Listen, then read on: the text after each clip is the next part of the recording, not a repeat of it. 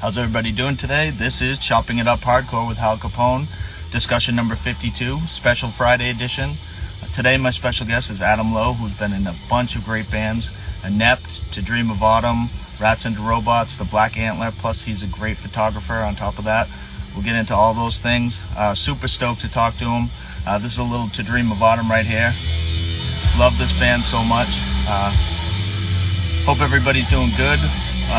Hope everybody has a great long weekend.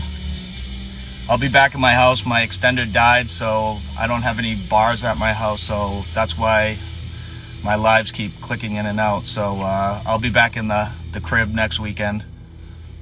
But hope everybody's good. Just waiting on Adam right now.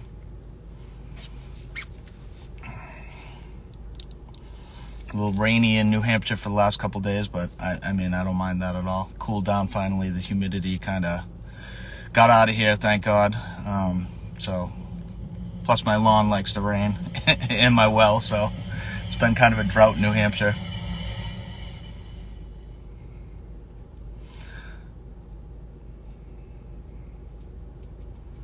I'll be back at it next Sunday. I won't be doing one this Sunday. Just taking it off for the long weekend. But I'll be back at it next Sunday. Just waiting on Adam right now. He should be here any second.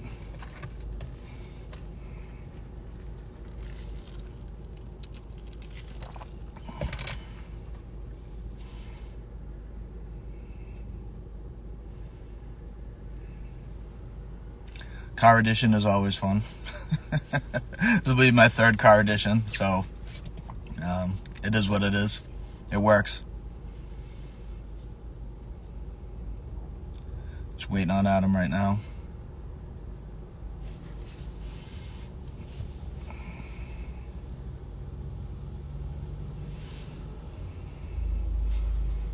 Should be on any second. It's 1 o'clock right now. I know he's got things to do later on in the day, so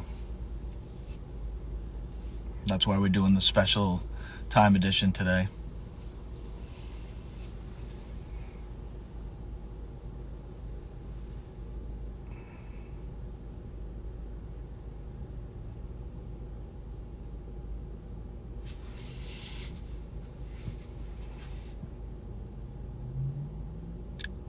Just waiting on him.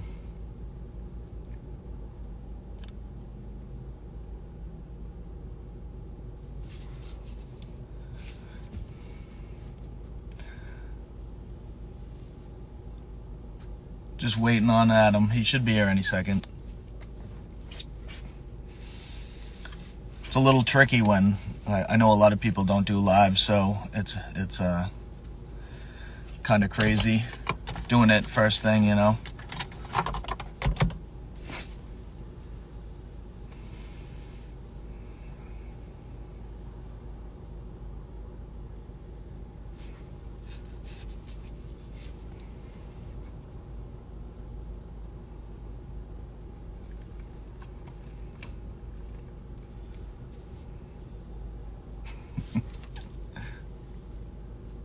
If he doesn't come on within a couple minutes, I'll message him.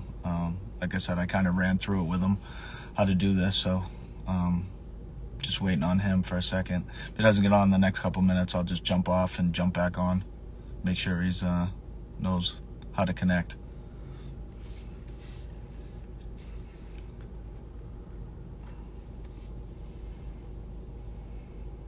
There we go.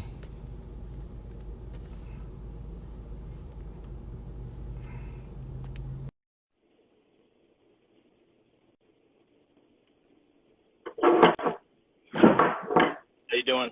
Yo, what's up? Not much. What's going on? Can you hear me all right? Yeah, can you hear me? Yep. Awesome. Yeah. Well, then we're good to go. Yeah. Well, thank you again for taking time out to do this, especially on a long weekend. People are busy and doing stuff, so I appreciate you taking the time out and talking to me. Yeah, of course. I'm happy. I'm kind of interested to get down to this and talk about some old school stuff. Yeah, it's great to and the new stuff. Yeah, it's true. I always go back in time a little bit, and then I always talk about like what's going on now and what's going on in the future for you too as well. But we'll get into all that stuff.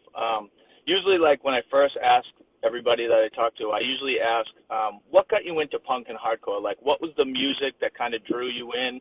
And were you listening to anything beforehand, before punk and hardcore, like maybe pop music or classic rock or whatever?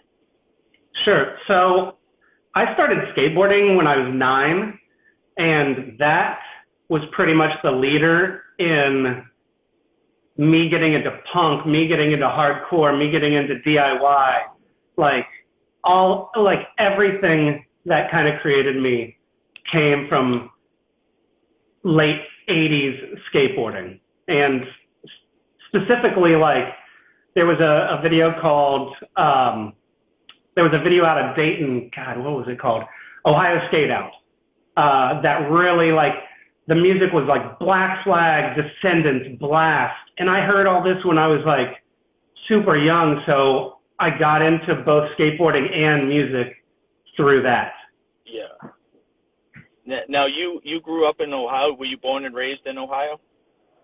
I was born in California, but my dad was in the Navy, so we kind of moved around a little bit. And then I came to Columbus when I was like 3, so I've been here ever since. And so what were some of your favorite bands when you first started listening to the punk and hardcore stuff? What kind of were your favorites that you would put in a tape deck or whatever? Because, I mean, we were both kind of, older, so obviously we were rocking tape decks back then. Yeah, fully rocking tape deck. The first tape, like when there's a music store here called Magnolia's Thunder Pussy, and my dad took me to that shop when I was like 10, and I picked out Black Flag Family Man, Huey Lewis and the News, it was, I think, Sports, and The Cure Disintegration. Oh, no kidding, nice. So that was kind of, like, I really liked Huey Lewis from like the Back to the Future movie, and also like In Excess, like I loved In Excess. But like Black Flag and Descendants and especially Dinosaur Jr. Dinosaur Jr. has been my favorite band since I've been young. Yeah. I always liked their guitar playing, Jay Maskett's guitar playing. I liked everything about that band, and they were in a ton of skate videos, especially the Alien Workshop video, the first Alien Workshop video. So those were kind of some of my like very first like punk hardcore. Like before skateboarding and everything, I would just listen to stuff my parents listened to, like oldies, like Beach Boys and some Sabbath. I really got into Yes from my parents. And stuff like that your parents kind of just, you would hear, your parents play on like the weekends or in the car. And so that was kind of my start with music. Yeah. And then it quickly went punk, hardcore, like right after I started figuring anything out. Yeah. It's funny you said Huey Lewis, because I had seen Huey Lewis up here in I think it was like Hampton, New Hampshire, the beach.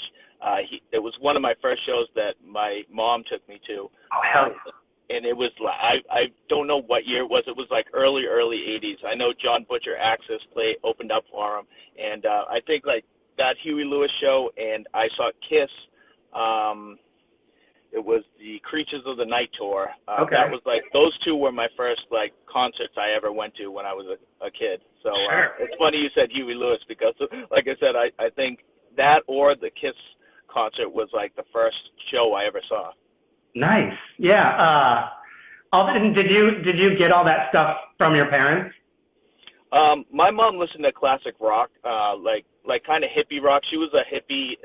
She went to Woodstock, and nice. So when I was growing up, like real young, I kind of rebelled against that kind of music, just because like I was like, oh, she's my parent, I don't want to listen to that stuff. So it's funny, I started listening to disco music because it was like the complete opposite. So I was like Casey and the Sunshine Band and Kool and the Gang and stuff like that when I was real young.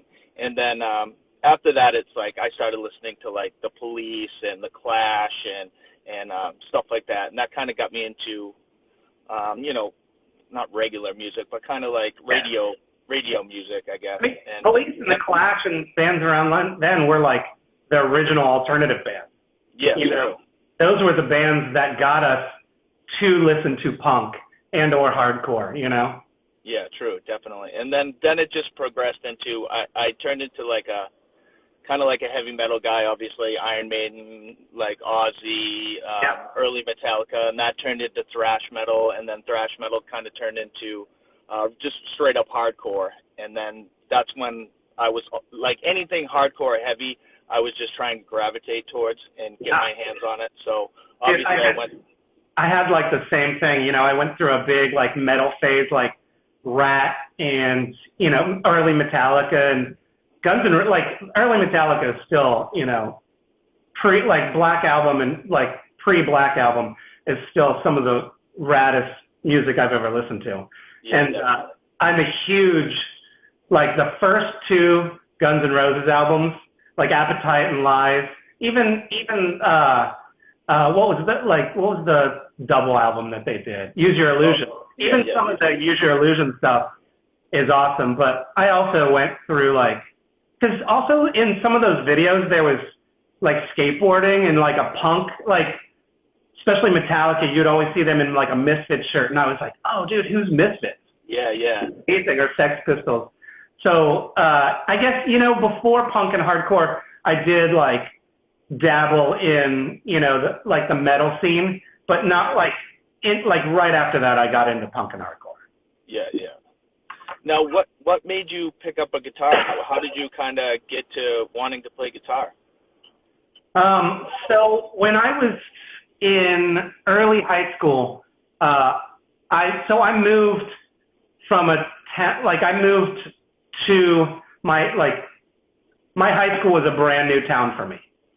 So I didn't know anybody, and I kind of gravitated towards, you know, like the punk kids, the metal kids, and after, you know, some of them played music, and so eventually I started playing bass, and I don't even know how I got my first bass amp or guitar. It was just kind of like I borrowed it from a friend and kept it for way too long, you know, like I borrowed a bass amp for like 5 years, you know, like all of high school. So in high school, I kind of just started hanging out with some friends, and that led into like, and all we did was listen to Minor Threat constantly.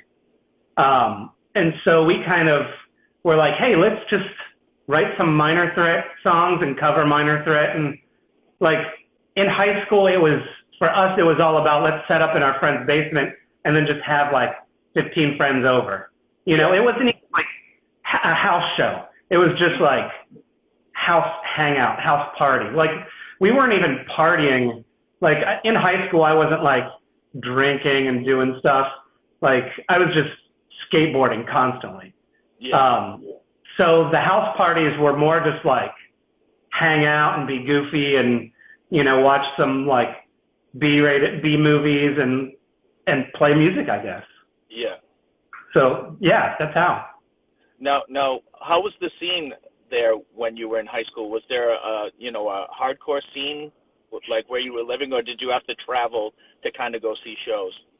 So I went to a school called Pickerington. It's a suburb of Columbus. And when I moved there was like a total of probably like 4 actual kids that were listening to like punk music and stuff. And so me moving to that high school was like, it really didn't exist. Like it didn't exist much. And so I kind of, coming from middle school, I was learning about the Smiths and everything like that. So I kind of brought my knowledge of punk to my high school and was like, hey, are you guys into this? And they'd be like, hey, are you into, you know, this? A lot of my friends listened to like the Ramones, you know, they were a pretty easy band to grab a hold of during that time. And I was never like a huge Ramones fan. For some reason, just Ramones and the Clash, I totally skipped over. Like quintessential punk bands, I was just, you know, I went straight for like aggressive Black Flag, you know? Yeah. So there was like a small punk scene in Pickerington, but mostly like when I would go skateboarding, especially like at the Ohio State campus, I would run into people that were doing like hardcore shows at houses and stuff. Yeah. And so that's kind of how I started. Like I was listening to punk and hardcore, but I didn't like hear like Indian Summer and, you know, stuff like bands like that until I started like midway through high school coming up to campus and hanging out with kids that skateboarded and were punk and hardcore and went to shows. And so I kind of gravitated towards that. And I remember, you know, in the very beginning, I would like get flyers from just random kids that were skateboarding around. And then they'd be like, oh, come to this house. And I'm like, come to a house? Like just a random house? And I started doing that when I was in high school, going to house shows.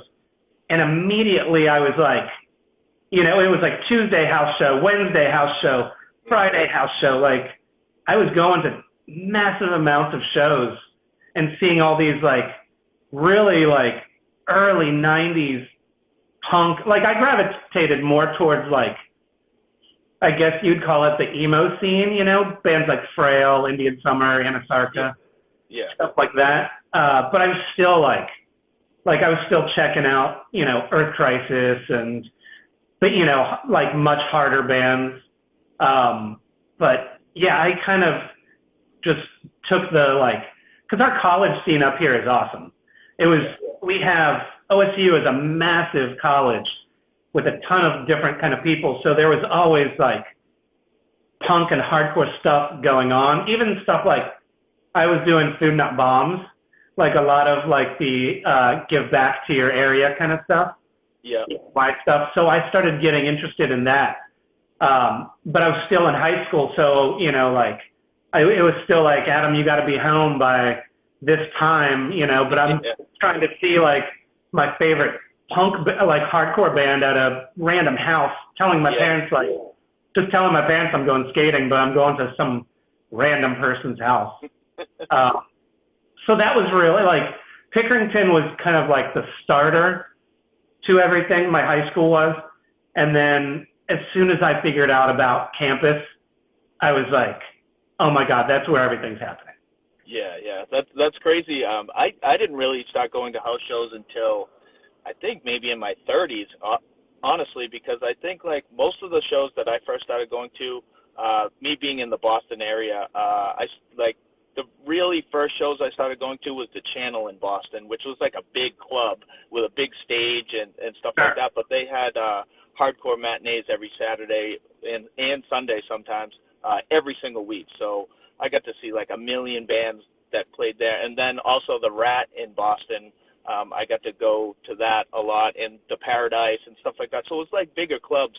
I really didn't start going to house shows until I started listening to like screamo, I guess you would, you know, the screamy emo stuff.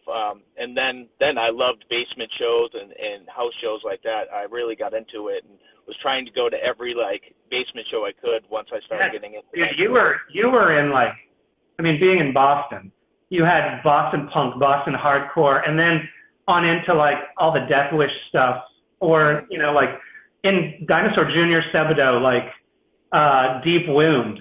Like you really were in the middle of like an awesome hardcore scene. Yeah, definitely. I mean, some people take it for granted, especially like, you know, a lot of people that never saw, well, I mean, everybody's seen Converge, but I'm saying like, I almost took it for granted because they played every single, you know, they played every 2 weeks up here, whether it be New Hampshire, Maine, Vermont, Connecticut. Everybody was going to those shows, especially the Merrimack Valley hardcore kids, which was like Converge, Cave In, Piebald, Bane, Barrett, all those bands. So it was like, as much as I feel privileged to see all those bands, I almost took it for granted. Yeah, it's one of those things where you look back and you're like, I wish I would have, you know, went to more of this. Mm-hmm. And you only know once you're out of it, you know. During that time, you can't really judge what hardcore is doing. You don't know the impact that it's going to make on you like 20 years later when you're like, shit, man, I wish I would have seen every Converge show, because also every opener was amazing. Yeah, you know? True. So And that's the best thing is sometimes when I always talk about this too, when you see an opener that you've never heard of and they blow you away, you're like, holy shit, like who is this band? And then you try to track down everything they put out, or you want to buy a shirt, or you just want to support that band because they blew you away. And that's some of the best feelings for me, seeing a new band that I have never heard of, and then they just blow your mind when you see them. Oh, totally. I feel like that was like my everyday back then, you know, like coming from that kind of music, those shows back then were also super mixed. Mm-hmm. You would see a band like Captain Jazz play with Frail, or, you know, like Refuse play with Hot Water Music. That was, you know, those were like, Columbus shows were super diverse, and I feel very lucky to be able to have seen all that. Now, was Inept your first band, or did you have a band before that? No, I even wrote them all down.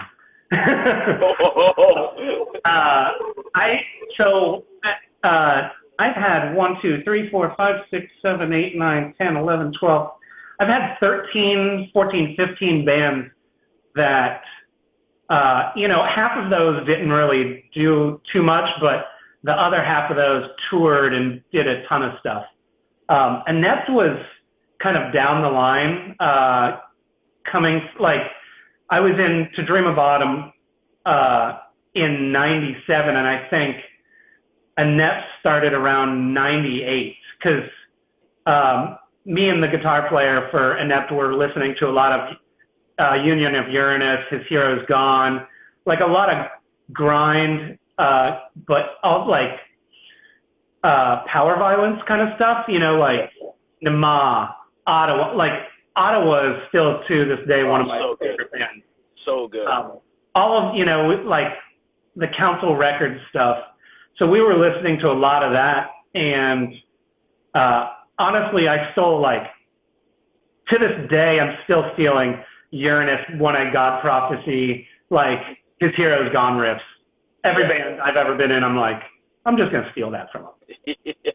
But Inept kind of came down the road when me and the guitar player were like, you know, we wanted to play something a little bit more aggressive, a little bit more like, and also like 1 minute songs. We wanted to just blast through like 20 songs in a set and just rip through them.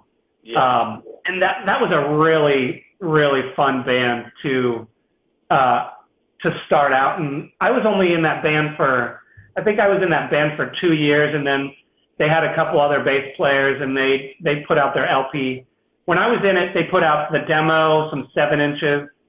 And that did a split 7-inch with another band that I was in called Si Dal Signore.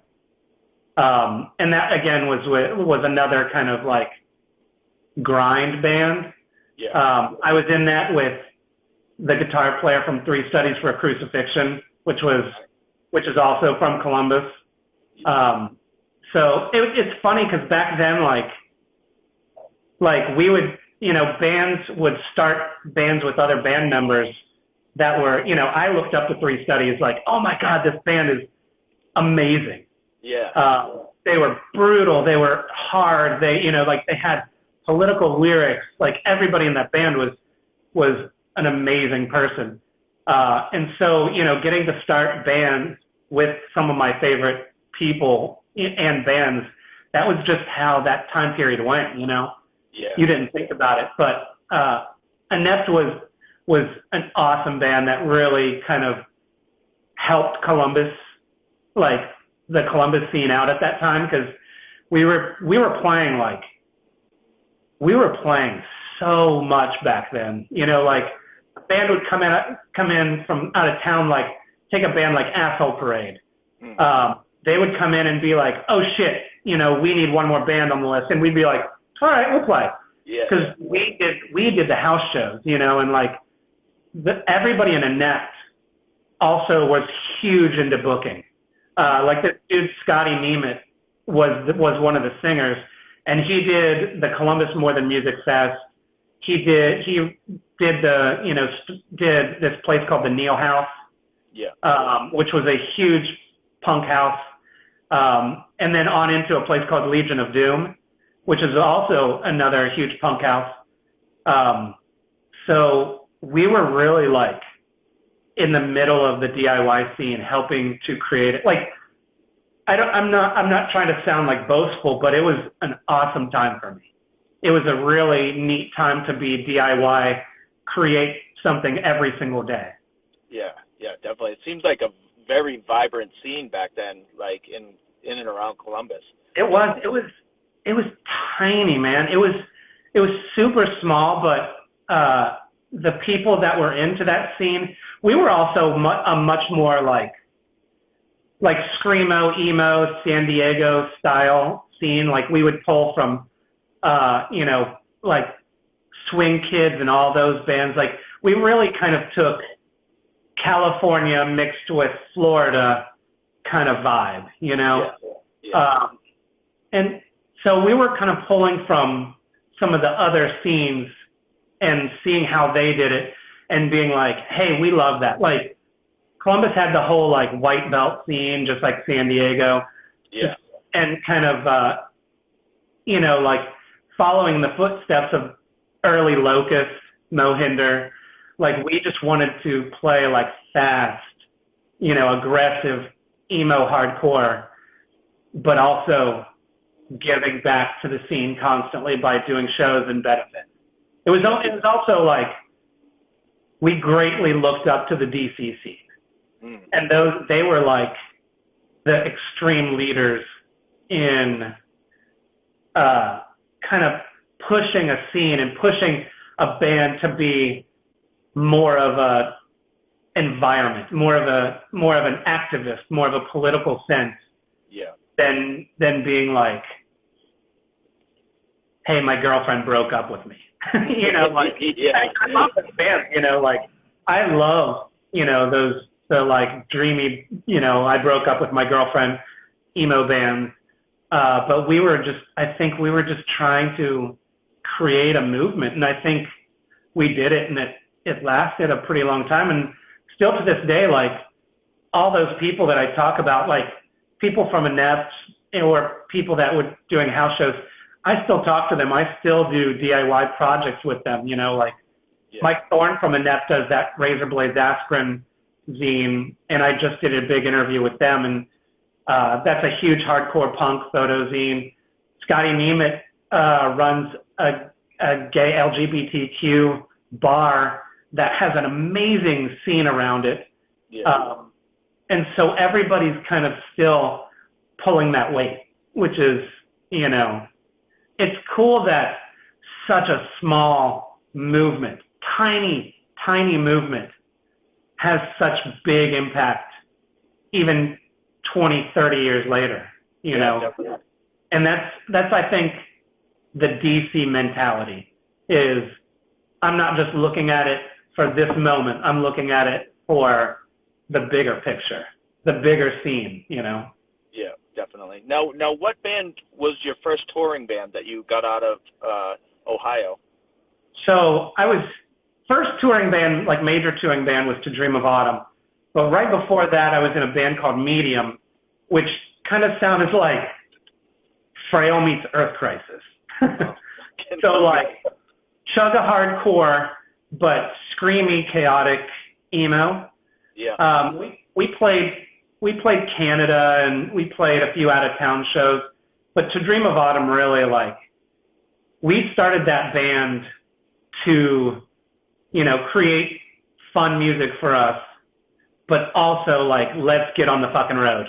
Let's go and see these bands and play with these bands that we've been, we've seen in shows, and now we have contacts, now we're calling that, email wasn't around. I mean, I'm old, so email wasn't around then. And so you literally had to like call someone up, do map, hopefully do MapQuest, or do like pull out your map and be like, okay, we're going here.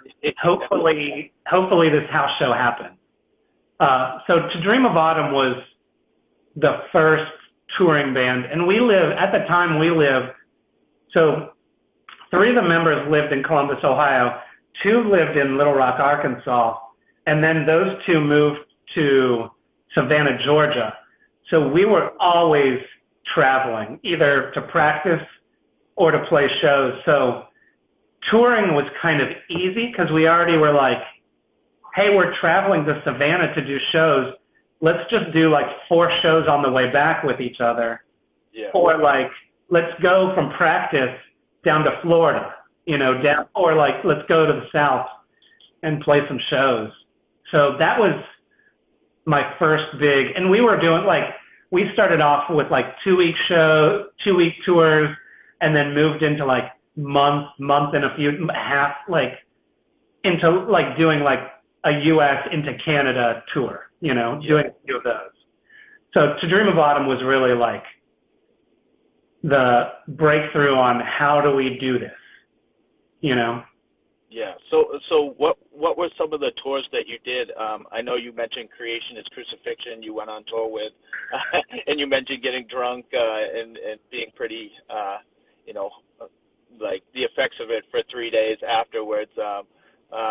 Just tell me about some of the tours that To Dream of Autumn had and what kind of bands you toured with and stuff like that. Sure.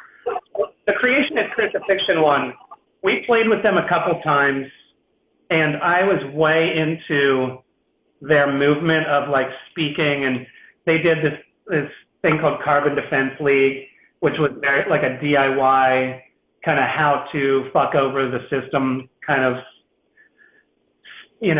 thing. So we played with them a few times, and then when we were touring and we were out in California, we didn't get to play with them. They weren't able to play the show, but they set up a show for us. We had dinner with them. We stayed at their house. We got insanely drunk with them and hung over for the next 3 days, and that was a miserable / amazing time. But we toured a few times. Tour meaning we did a full tour with a band called Bright Calm Blue from Nebraska, which were our really good buddies. Most of the time we went out by ourselves and would do like, hey, we're going to hook up with you for like 5 shows. We played with the Reversal, man. Those guys became our really good buddies. And to this day, Jeff Howe, which you interviewed, he's in Horsewhip, is one of my best friends. And, even though we live so far away, we still we'll travel to go to a cabin or hang out. We still throw down. We did a lot with it. We did some with Reversal Man, Orchid. We played like a handful of shows with. There was just at that time so many bands that were just we played with Locust because we toured with a lot with this band called Remington, which became the Blowers. Yep. And they did a lot with the Locust, so we got to do some stuff with the Locust, very early Locust, first 2 years, which that band, they became something else, something more like Kiss, Yeah. Kiss of hardcore, which is awesome. They were a great band. At the very beginning, they were like a super power violence band. Yeah. So we got to play with them. Jenny Piccolo, His Hero's Gone. Just so many. Back then also, it was you could fit 6 bands on a show and it'd be $5. And so every town we were playing with different amazing bands. Oh, we played a ton with Spread the Disease, which was the band right after they came from this band called New Day Rising from Canada. So we played a ton with them. Who else? Man, Dave was just on here. Dave Bushmeyer from Spread the Disease. He was. I don't know if he's still on here, but he was just on here. And I think Jeff Howe is actually watching too right now. Yeah. I reviewed some of your interviews, just so I could be like on, So I definitely watched like their interviews and a few other people, and it's amazing, man, who you've interviewed. There's some big names from like the dude that was in Youth of Today in Shelter. Yeah, Purcell. Yeah, Purcell. Like, I loved Shelter. Like the first 3 or so Shelter albums. I liked Youth of Today. It's just I think Shelter grabbed me, and I loved that band. Yeah. So, and you interviewed a ton, like the dude from Orchid, which is people that I've played shows with. Like, we might not know each other because we played like 1 or 2 shows with each other, but I'm like, yeah, dude, I've met you. That's amazing. Just meeting these people and getting to know them, even though like Dave from New Day Rising, I haven't seen him since I played with Spread the Disease, or we played with Spread the Disease, but I still talk to him like over, like chat, like every other week or something. And like, I just did a bunch of photos for a Spread the Disease, tape that they just put out. So like, I still am in connection with, like, I just did a ton of photo work for Reversal Man. They're doing a huge discography, which Reversal Man, hands down, is, like one of the best bands to come out of that scene. And I think people now are starting to grasp that Reversal Man was so fucking awesome. Yeah. And their politics, along with the people in that band, were, right up my alley. And so, when I met people like that, I was like, this is amazing. This scene that's in Ohio is happening in other places.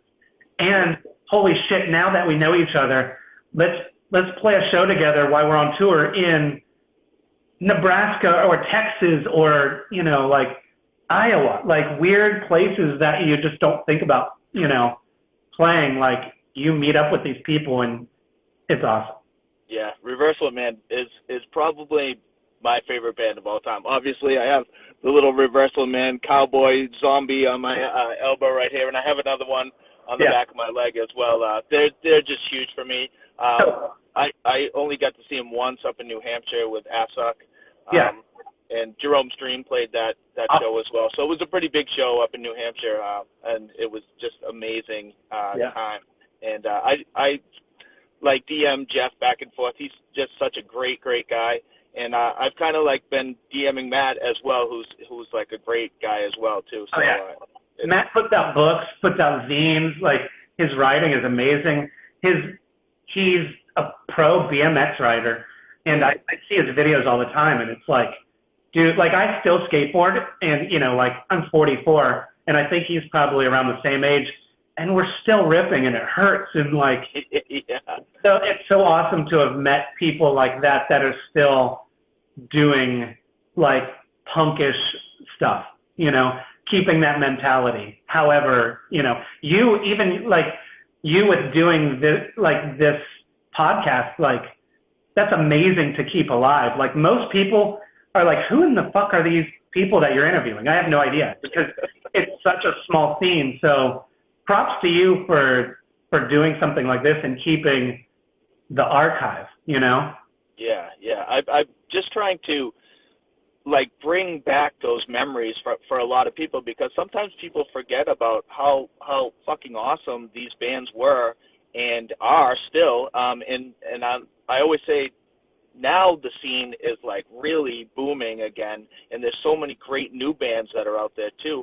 So I'm trying to just like get the younger people, like, maybe they haven't heard bands that that I was into back in the day. Or maybe they have, and maybe the older guys haven't heard the new band. So I'm just trying to bridge the gap and just, I love the nostalgia and I love new music as well. So it's just been so much fun for me to talk to people that I admire in the scene. And like I said, I was stoked when you said you'd do it. It's just been so fun for me. I don't know how many I'll do. I said 100 discussions, but I mean, who knows? At 100, I might be like, all right, I'm going to do 150. You know what I mean? I don't know when it will end. It's probably all about like when you get to 100 and maybe that 101 person is like, holy shit, I didn't get to interview them and they're an amazing person, you know? So stop when you don't think people are amazing anymore. Speaking to Dream of Autumn, I still have my self-title that I was jamming all week long. I never would, you know, there's some things that I keep, and that is definitely one of them. I love that self-title. Yeah. And I also love the Race Band and Split. Yeah. Was that the first thing that came out? Yeah, so we did a demo tape, and I have no idea where that demo tape is. Like, it's in existence somewhere, and we actually covered a Mohinder song on the demo. Oh, no. We covered Static Cult, and then I think we played it like one of our first two shows, and then we stopped playing it. I mean, I love that band. I love that song. So we did a demo tape. And then when we were on tour, we did a bunch of shows with Race Bannon and Spread the Disease. And then the guy from, I forget what record label put out that 7-inch. It's from Witching Hour? Witching Hour. The guy from Witching Hour was like, he was on tour with Race Bannon, so he was like, duh, let's do this split 7-inch. And so when we got home from that tour, we just kind of sent him a few songs, and that was our first 7-inch. And that was really like, I put out, like one of my bands, Medium, put out a 7-inch before that, but this 7-inch was like, holy crap, I can play shows and hand this to people and sell this, and I've never done that before. Like, no one has listened to one of my bands and been like, I'm going to pick up this record now.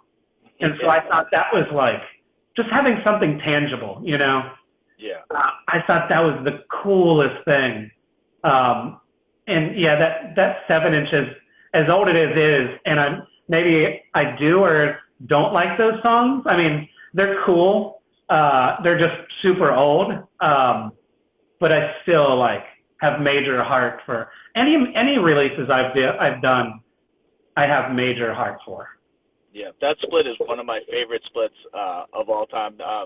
Like the Race Bannon song with the beatboxing is probably like one of the best Race Bannon songs ever made. Like, I mean, that split is so good. Like you said, it's old, but it still hits. Oh, definitely. That band I was introduced to them on that tour, and that band was so different for me. Like, I was used to just like straight up like Honeywell Screamo, like just go at it and be chaotic. And then there was this band that was like chaotic, but also like kind of not like kind of rapped, but didn't rap. Like they had a real structure to their songs. It wasn't just like go at it and go crazy, but it kind of was, you know, like that was a really fun band to see each night. Yeah, interesting. Yeah. Now, to Dream of Autumn, what is your favorite thing that you did in that band, like catalog-wise? For you.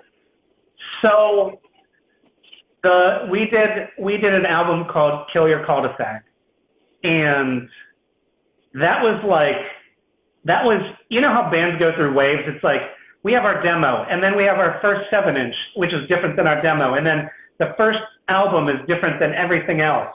Yeah. The Kill Your Cul-de-sac album, we were starting to get into like, let's be super hard and do less kind of emo, like heavy quiet. Yeah. We wanted to do a little bit more like, because we were listening at that time, we were listening to like Crease and His Crucifixion, Converge, all the bands that really like were kind of like the first Dillinger Escape Plan album or EP, like the Under the Running Board. So that, those bands, we were kind of like, all right, let's get a little bit more technical. And I really liked those songs, but I hate the recording. Those songs ripped, but the recording back then we paid way less attention to the recording than we did like being a functioning band, like being a band that went out and played. So we, we were just getting introduced to recording. So, it just came out like a jumble of nonsense.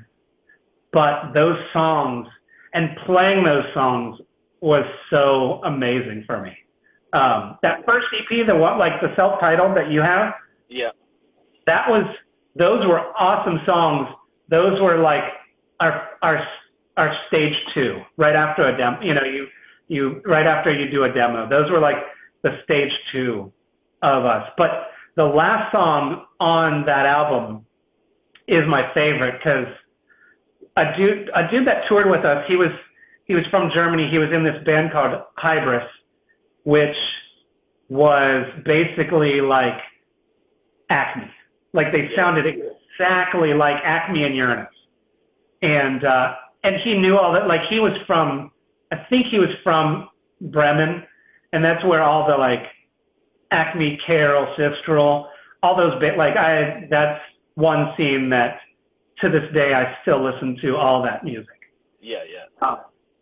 So that last song has him on it, and it's just the vocals are so like Acme, so Sistral, mixed with our style of like emo-y hardcore, and so that was a really fun song to play. But yeah, so I think my favorite is the Kill Your Cul-de-sac, but not the recording. Yeah, I think I have that. I had the tour CD. I don't know where it went. And I had the split with Race Band, and I've heard the Brightcom Blue split, but I never had it I never had it in my possession. But I've heard it a bunch of times, which I really like. To Dream of Autumn kind of fused right into Rats into Robots, correct? Because I mean, minus Sarah and Adam. There's 3 Adams in To Dream of Autumn. It was 3 Adams, a Sarah, and a Ryan. Rats started pretty much like after To Dream of Autumn broke up, I was also in a band called The Last Plan, which we were kind of like on the shirt tails of Neurosis, Times of Grace, the first ISIS, like the Mosquito Control. Like getting it to that, like, and also His Hero's Gone thrashy parts. But also The Last Plan, like with The Last Plan, we were also listening to like Cradle of Filth.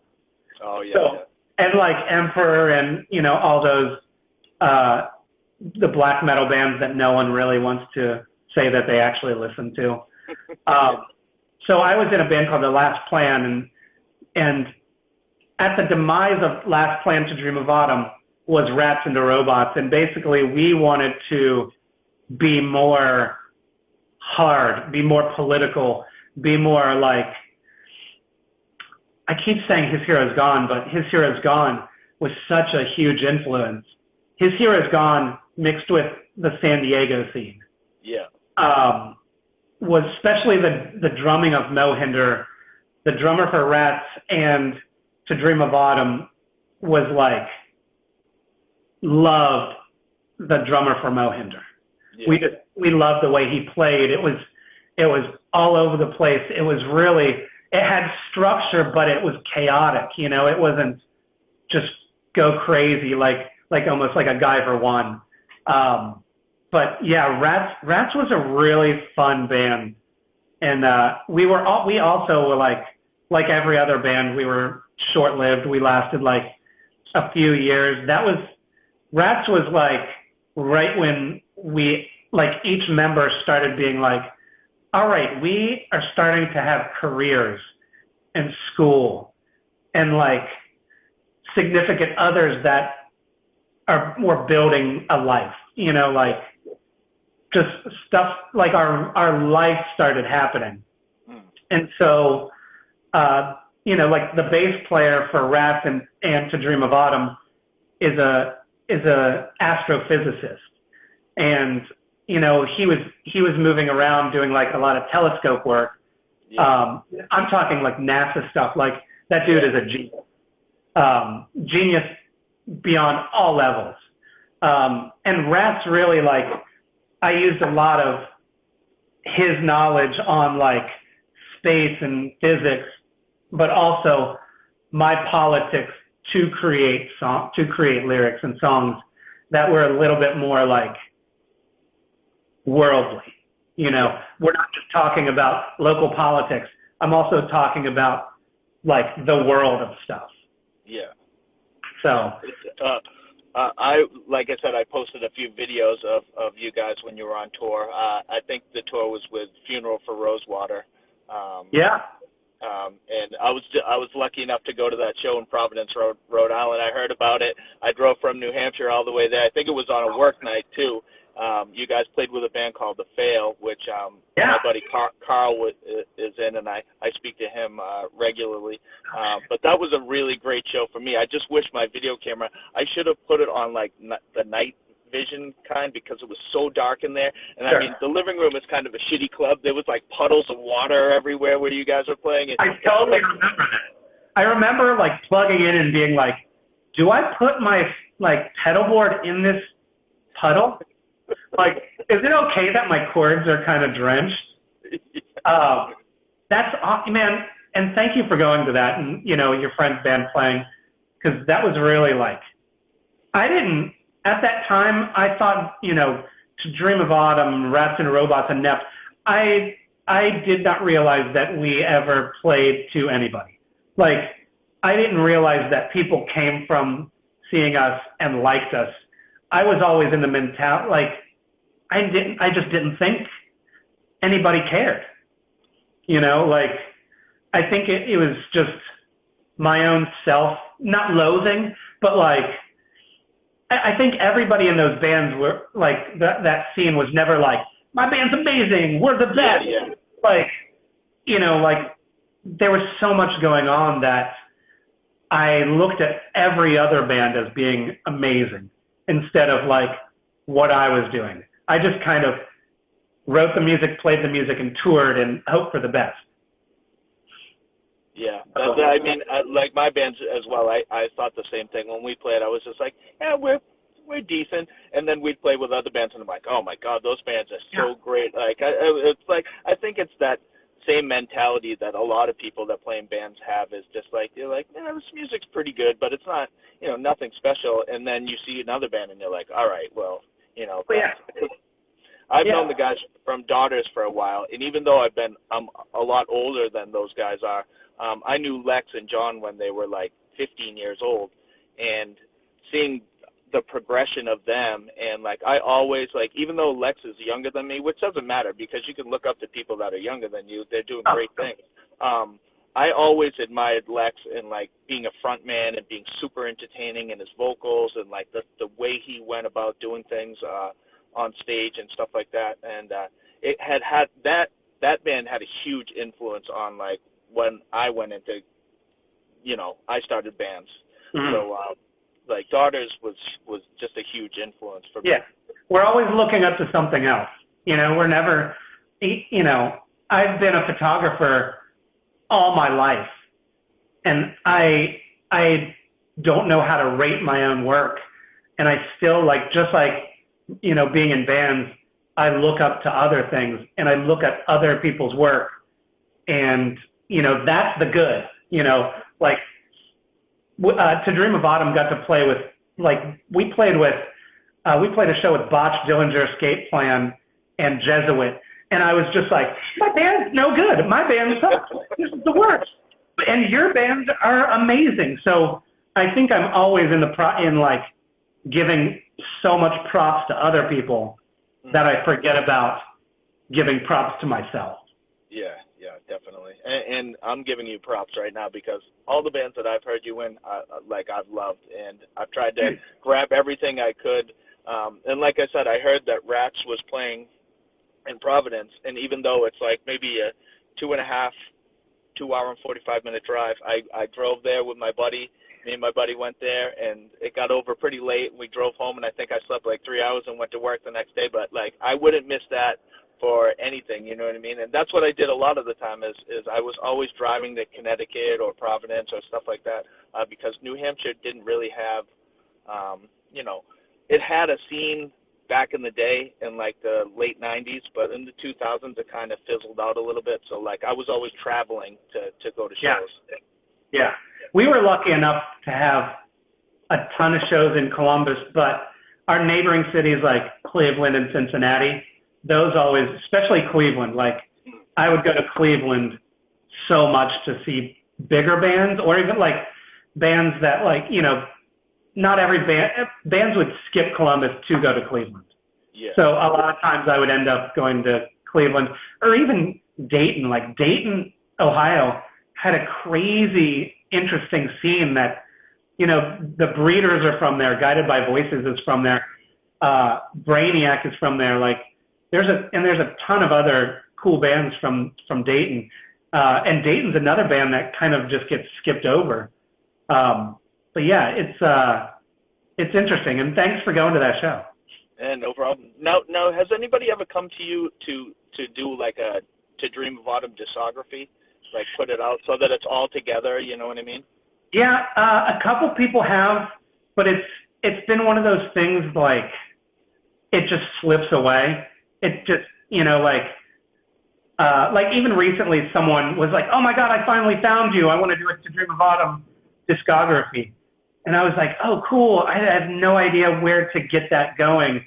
Yeah. Also, I know everybody in the band wants to remix our last album. So it would be a little bit of a process, but we've talked about it. Like I've talked about it with Sarah, which was the singer. Sarah and one of the Adams are married, and I've talked about it with them. And, you know, we just kind of talk about it and it fizzles out. You know, we're not against it, but we're not hitting it up right now. Yeah. Yeah. Now, Rats into Robots, the first thing you guys put out was the Textbook Traders 7-inch, correct? Or did you put a demo out before that 7-inch had come out? We had a demo CD that like we just took on a few tours, and then we toured with Textbook Traders. Mostly, like we got to know Textbook Traders because To Dream of Autumn was on Magic Bullet Records, and Textbook Traders was on Magic Bullet Records. So when To Dream of Autumn stopped and Rats started, we kind of went back to Magic Bullet Records, and we kind of played with some of those bands. Yeah. And Textbook Traders was so rad. Like their live, they were so cool, and they had that kind of Reversal a Man, Usurp Synapse, chaotic sound that I really liked. So we got along really well with them, and we got to, you know, play a lot with them. And then, so we did that 7-inch, and that was really cool. Nice. Mike Taylor from Page 99 is watching and said he misses you. Hi, Mike. Yeah, I've known that dude for a long time. That was another band To Dream of Autumn played a lot with, was Page 99 and Majority Rule. And both of those bands are like the best at what they do. It's, you know, Mike and his brother have played in some of my favorite bands ever, you know, and Terminal Bliss, I'm just waiting to see them live. Oh, Their album is killer. So good job, guys. I don't want to keep you too long, so I wanted to hit up on the Black Antler, because I kind of slept on that band, and then I heard about it, and then it blew me away. How did that band come about, and are you guys still a band now, or was the 2018 album like with Deathless? We were no, we're not a band anymore. We just kind of moved on. We had you know, different ideas of stuff. That band started, so right before that band, I was in a band that was called Teeth on Teeth, that kind of, like, I never played like alternative music, like a Sundays or a shoegaze band. So I kind of wanted to play like a band like that, and my sister was in it too. So that was like very short-lived, and we really didn't do anything. But right after Teeth on Teeth, I was like, damn, I want to play aggressive music again. You know, like I spent a few years, you know, not playing music, and then a few years playing in a softer band. I was like, I really want to play aggressive music. And the drummer from Black Antler was in an awesome band called Six Gallery, which Six Gallery is kind of like, for lack of better words, like a Minus the Bear. Like they were very tappy, like finger tappy and melodic, and they were an amazing Columbus band.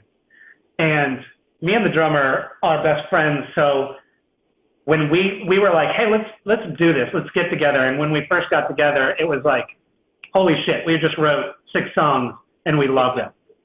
And then we got a bass player and we started doing a lot more, you know, Columbus shows, playing. We only did like 3 or 4 tours, and those tours were like 4 shows each.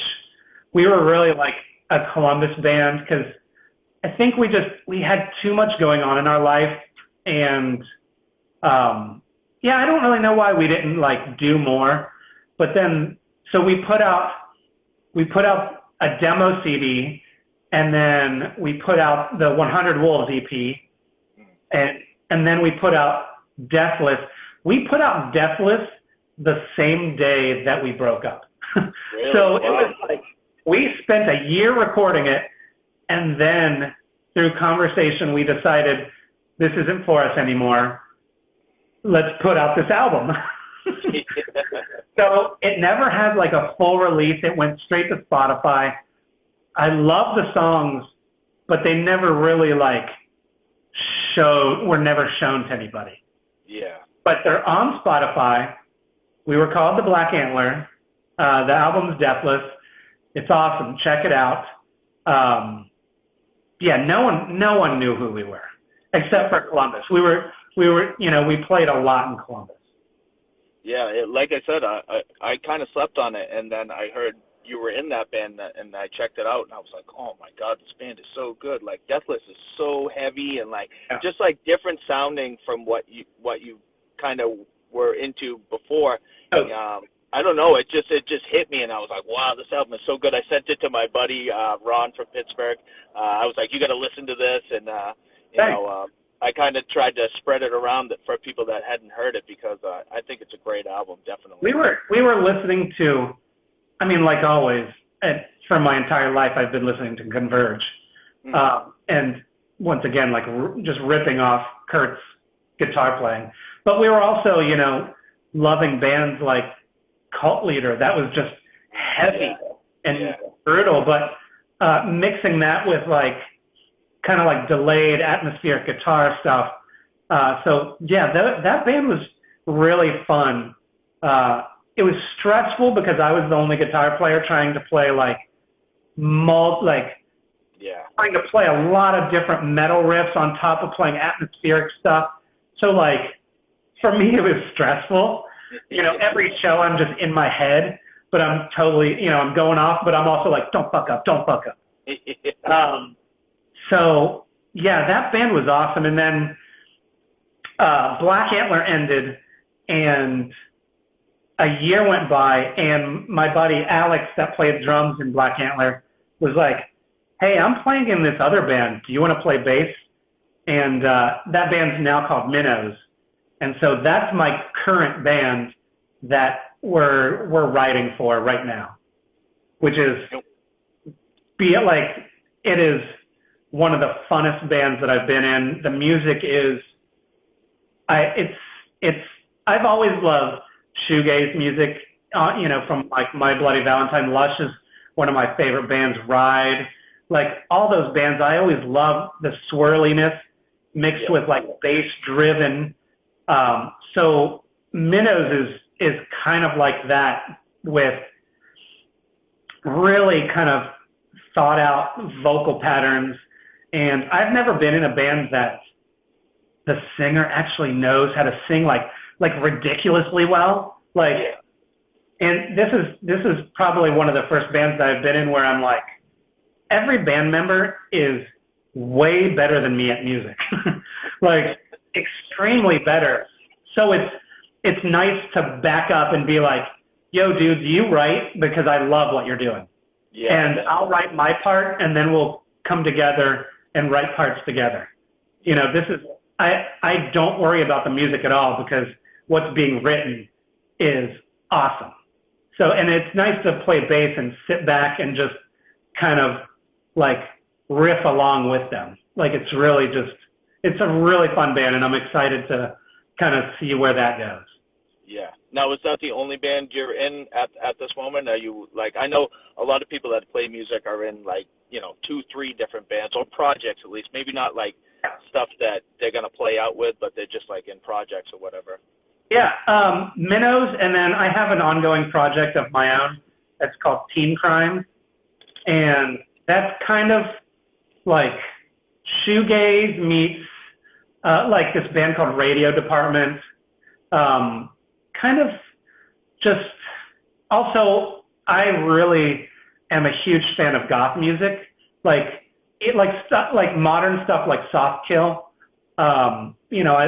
So that's my band Teen Crimes is kind of like Soft Kill, shoegaze-ish, but I only write that really when I feel like it. And like I do home recordings and stuff, and I play like every instrument, and my wife sings, and so it's really just me putting out music because I want to, because I feel creative, and I'm not trying to get shows. I'm not really like showing it off big time. I'm just kind of like throwing it up online and being like, whatever. Yeah. So it was a really fun outlet during quarantine. Now, being a photographer, when did you start taking pictures? I look at your Instagram and I see a lot of the pictures, especially like the live photos that you've taken, even way back in the day, and till now. What got you into that? And obviously you love taking pictures and you do a great job of it. Just tell me how you got into that. Sure. So I started shooting photos when I was 9. Like at the same age I started skateboarding, I basically like took my parents' little point and shoot film camera and went out and documented when we were skateboarding. And that was like 1987 or 86 or something like that. So, and that just led to me getting like an actual like SLR camera. And then, in high school, I took classes, I was like shooting photo, like actual, like shooting photo projects. And then, it was like after high school, actually during high school and after high school, I started shooting bands when I was on tour or, like at the Neil House or at any of those shows, like lots of festivals. And that was just me having fun. It wasn't like, I wasn't even thinking like 20 years later, I'm going to pull this photo up of Los Crudos and be like, hell yeah, this is amazing. Yeah.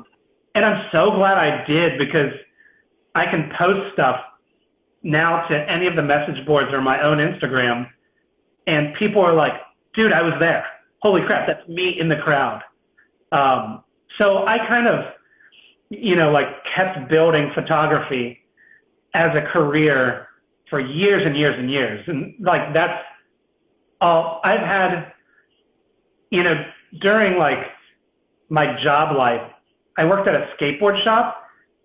Other than that, all photography stuff. Yeah. And like in 2000, I went to photo school and like photo college, and that was lame. But taught me a little bit. But after that, that's when I started being like a career photographer. Like, okay, I want to make money. This is what I need to do. I was shooting a lot of bands for no money or for very little money. Like I did some stuff for Alternative Press, like the magazine, and like some other music magazines, and like they would send me to take photos at shows, but my pay was like the ticket to the show, or like $50, if that. So after a while, I was like, okay, I need to figure out my career path. So I started shooting weddings and fashion work, which I still do. Like my career stuff is high-end weddings and fashion work. So, like I shoot models, and I work for the Express clothing company, and I've worked for other clothing companies. Yeah. And so that has been, like I'll get off here and edit photos or, do like work on contracts. Like this is my bread and butter. I shoot photos constantly. So it's been awesome to be one of those people that at age like 8, I want to be a photographer. And at age 44, I want to be a photographer. Yeah. Just growing up. And I grew up on shooting film, and I still shoot a lot of film like on the side. So I'm still doing art. I'm still creating stuff. I still go to like house shows and punk shows and DIY shows and, like little bar shows and stuff like that. And I still like pull out my camera and shoot photos.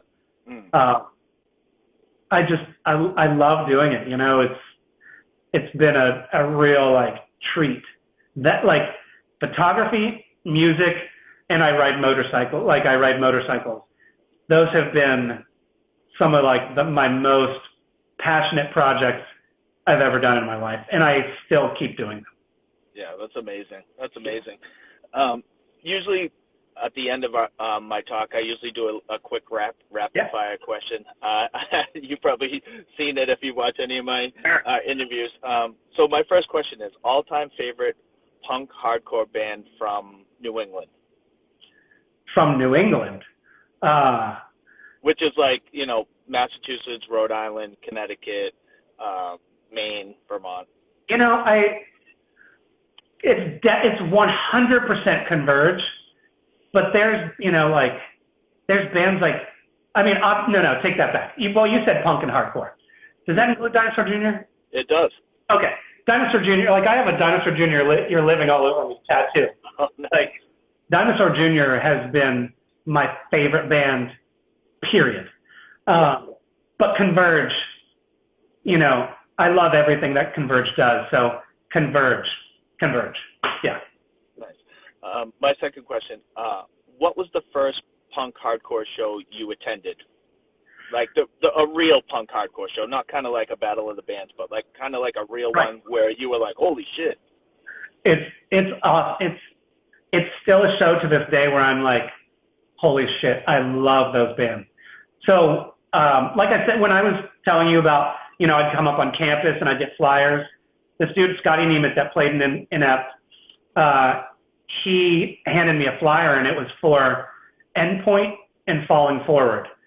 And I didn't know about those. This was 93, and I didn't know about those bands.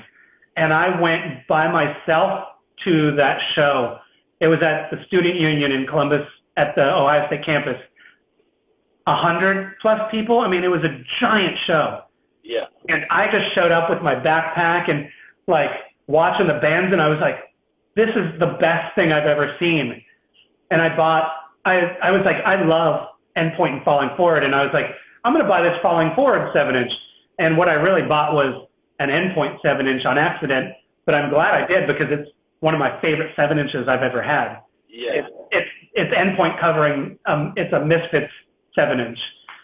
Really? It's pretty rare, but that was the first show that really like, holy shit, this is what I want to be into. I love this. Nice.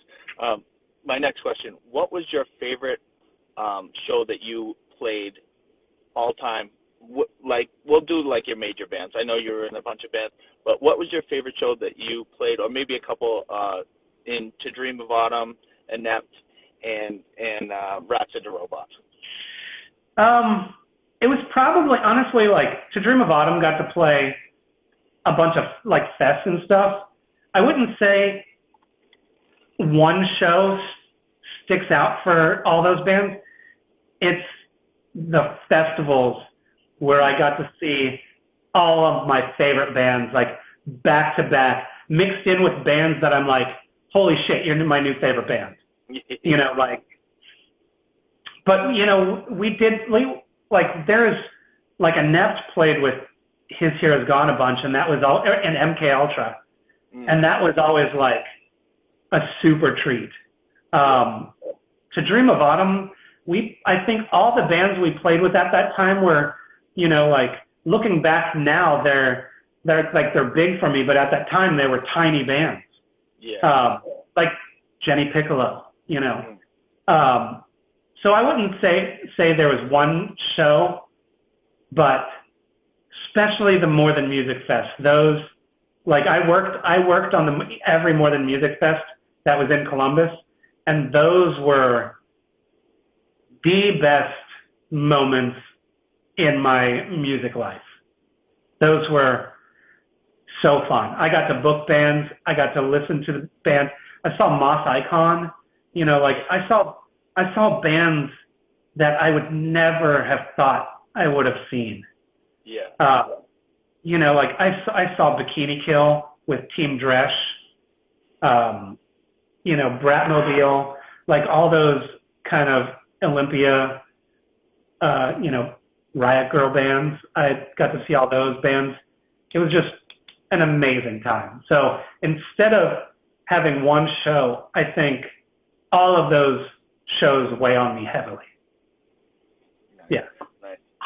That kind of bridges into my next question. What is your all-time favorite show that you didn't play, that you went and saw hardcore-wise, like that you didn't play at all?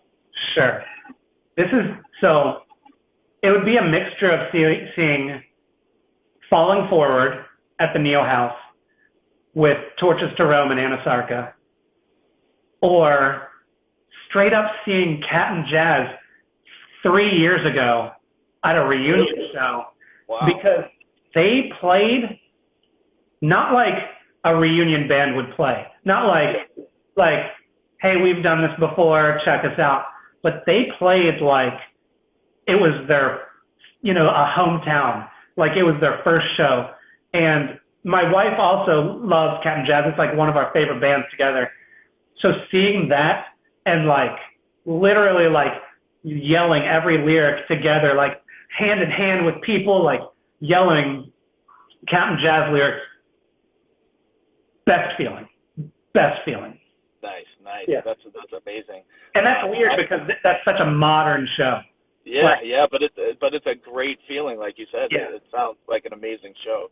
Definitely, yeah. I'm very jealous of that. Yeah. I always speak about movies. I'm a huge movie guy. So I always ask this: what was the last movie you watched? The last movie that I watched was, oh shit. God, what was the last movie that I watched? I want to say something like really interesting and cool, but it was probably that what's that new zombie, the Army of Army of the Dead. Yeah, I hated that. That movie sucked. But I just rewatched. Oh, maybe this Possessor. As a modern horror. It's not even horror. It's more just like violence. Yeah. That movie and like the sensory of it is amazing. Yeah. Like that movie. You know, I love horror movies. I'm a huge movie buff. Like me and my wife both are like, we're a part of horror movie clubs, you know. Okay. I love like all the Hereditary, all the modern like stuff that's going on, The Witch. Like I love all those movies. Even like that M. Night movie that's coming out about the island where they about the aging. Yeah, I'm interested in that. And really, M. Night movies are like ho hum. Like they're kind of, some of them are fun. Like the one that was in the elevator, Devil, that was really fun. You know, all of his movies, but you know, I can dive deep into like Japanese horror. Like you gave me that recommendation for what was it? The Witch. Oh yeah. Yeah, and I haven't watched that. Well, I haven't watched that yet. You know, like I love Audition and like all those like Japanese movies, and I really like horror movies, except for zombie flicks. Zombie flicks are kind of lame, except for that Black Summer series. I love Black Summer, or like 28 Days Later, because it's very like zombies running at you, and they're violent, like they're diving at you. You're like, that's scary as hell. Like the ones that like walk at you real slow, and you're like, dude, I could just stab you in the head. That's not my like fun times. Yeah. I kind of need some kind of brutality. Yeah. Train to Busan was kind of like that. They ran so fast. Yeah. Like, so fast. That kind of that movie was awesome. Yeah. That movie was super fun. So speaking of horror movies, I always ask, what is your all-time favorite horror movie for you? Exorcist. Exorcist, great. Yeah. Now, are you hearing that they're trying to remake this now? I just heard this yesterday or the day before. Like, I'm like, oh. Man, there could be such good remakes off of that, because like Exorcist has had Exorcist 2, Heretic was awful. Exorcist 3 is amazing. Exorcist 3 is mind-blowing. But then they came out with the prequel, they came out with 2 prequels, which completely sucked. Yeah. I never watched the TV series, but I heard it sucked. Yeah, I didn't either. Exorcist has always been, because it's so psychological, you know. I really like an exorcism movie to have some kind of breakdown to it, not just like, oh, I'm possessed and I'm flying around, but which is what most of them are, and that's why they suck. But like, you know, I still like Emily Rose is fun. You know, like, I don't know, but Exorcist is my favorite move. That Exorcist, and not that it's horror, but Red Dawn. Those are my 2 favorite movies ever created. Nice. Speaking of exorcism, have you seen the Black Coat's Daughter, I think it's called? Yeah. That was a pretty good, like, minor possession movie, a little bit, kind of. It's awesome because it's a slow burn, and it really just like dives into like the psyche of the characters, and kind of just like, it's just slow and cool. I really like that. You know, I like, you know, same with Possessor. It's not like a fast movie. You really have to like think about it. Yeah. You know? So Black Coat's Daughter is cool. I watch every year. In October, I watch as many movies per day that I can. It's usually like between 2 and 5. Yeah. And Black Coat's Daughter is, ever since it came out, I watch that like every year. Yeah, that's definitely a good one. I always speak about hip hop too, because I'm a big hip hop fan. I've recorded a bunch of hip hop shows too, on top of all the hardcore and screamo stuff that I've recorded. If you've been listening to any hip hop lately, what have you been listening to? Honestly, like, here's the thing, like, I dove straight into punk and hardcore and kind of skipped over hip hop. Like, I just, you know, there was bands like Run DMC and like Public Enemy that everybody was like, dude, you got to check this out because it's so like brilliant writing and political and like right up my hardcore alley. But like punk and like hip hop, rap, R&B, like I never dove into it. And I don't know why. I just never dove that into it. Yeah, I mean, it's not for a lot of people. Not that it's bad, but some people just don't delve into it. Which is, you know, I come across that quite a bit. I got 2 more questions. My next question is, what was your favorite song to play live, let's say in To Dream of Autumn? To Dream of Autumn was probably a song off of our Kill Your Cul-de-sac EP CD, which is called What Birds Plunge Through Is Not the Intimate Space, or something like that.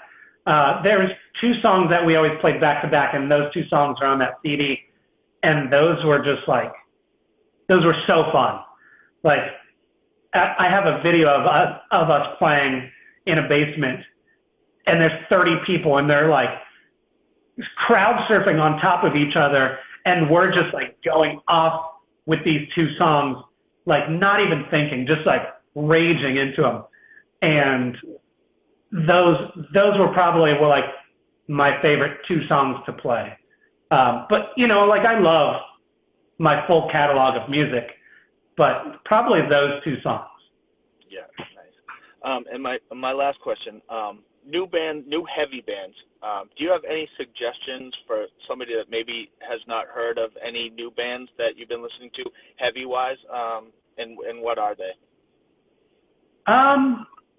Like what band? Like what newer bands have I listened to? Yeah, what newer bands have you been listening to in the heavier vein of things? Like newish, like say within the last 5 years or whatever. Okay. New You know, like Cult Leader is amazing.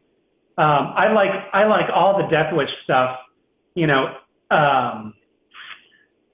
shit, man, that I didn't even think about that.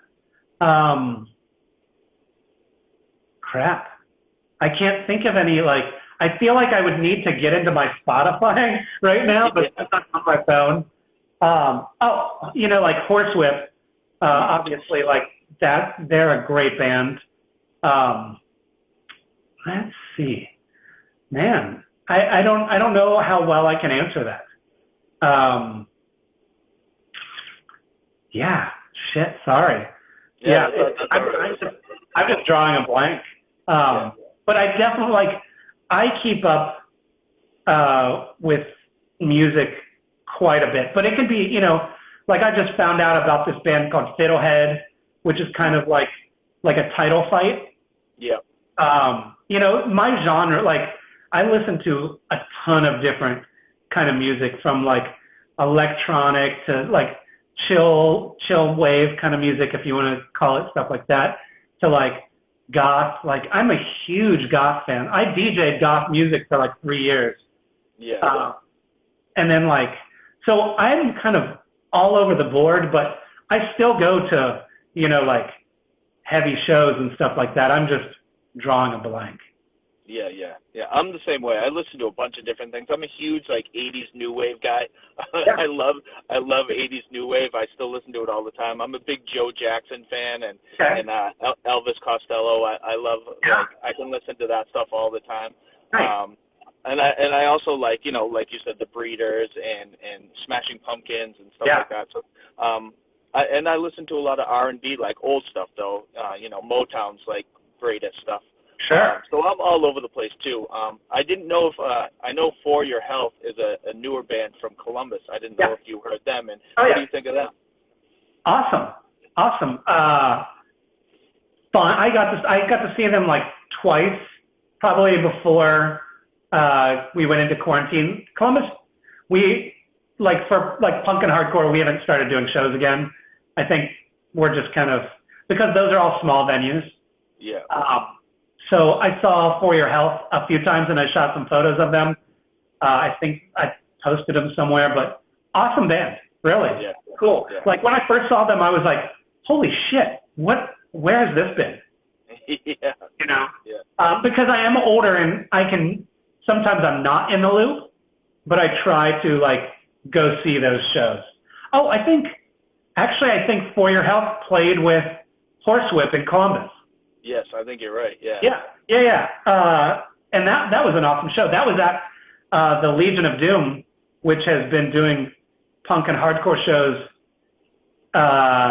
Well, the current people started it up in like 97, but before that, rumor was, like, I've seen pictures, and like I think Black Flag played there in the 80s. Oh, no kidding. Wow. And I think there was like maybe Iggy Pop stayed there. Like I heard little rumors of stuff. I don't remember if it's true, but I know it's been a hardcore punk house for a long time. And they're still doing stuff, dude. That's crazy. That is crazy. That's so wild. I know with COVID being the way it was the last, year and a half, going on 2 years, it dried up a lot of the smaller venues around Boston and stuff like that, which is, it's sad to see, because now every genre is trying to fight for those clubs that are still open. You know what I mean? So I'm sure it's kind of a struggle to try and get in there and get your shows going. I know Boston is opening up. I don't know. There's been a few. I don't know if there's been a few shows yet, but I know July, this month, in August, and September, there's like a bunch of shows being booked. I think Sick of It All and H2O are playing benefit for Stu, who passed away from Reach the Sky and Bane. Due to cancer. So R.I.P. Stu. But I think that show's going on tonight in Boston. Oh, shit. House of Blues, I think. Yeah. Bouncing Souls, I think, is playing that as well. Bouncing Souls was that was another band Bouncing Souls with this band called Weston, which was, I saw them in high school, and I was like blown away. Like early Bouncing Souls. And I don't really like that band that much, but I got to see them when I was first growing up, and I was like, damn. And they're still playing. Yeah, they're still going. Yeah, they're still going. I know. It's crazy. I went to a festival in in Atlanta. It was probably 5 years ago. I forget Wrecking Ball. They played Wrecking Ball Fest. Wrecking Ball was like revival, like all those old bands. I saw Promise Ring. I saw Quicksand. Wrecking Ball was kind of the fest for all the revivals. And I saw Bouncing Souls, and I was like, holy shit, this is crazy. I know. It's Sick of It All, too. I mean, I can't believe they're still going. I saw Sick of It All when they first started at the channel in Boston, like I was saying, where the lineup was, I think it was Agnostic Front, Sick of It All, Burn, I'm not sure who else played, but those three bands were like the main bands that I saw. Those bands literally created hardcore from punk. Like that New York, Boston, like hardcore scene, I give so much props to. Like they just created it really early, like early 80s. Yeah, it was really a fun scene back then, definitely. That's wild. That's wild that those people, like those guys, are still, like creating albums. Yeah. Yeah, it's wild. Finally, is there anything that you would like to plug that you got going on, maybe work-wise or like anything music-wise that's coming out in the near future? Sure. Probably my band Minnows. We're working on songs, and we're going to start recording here in the fall, and then start playing shows and stuff. So that band is really, like, I'm extremely excited for that.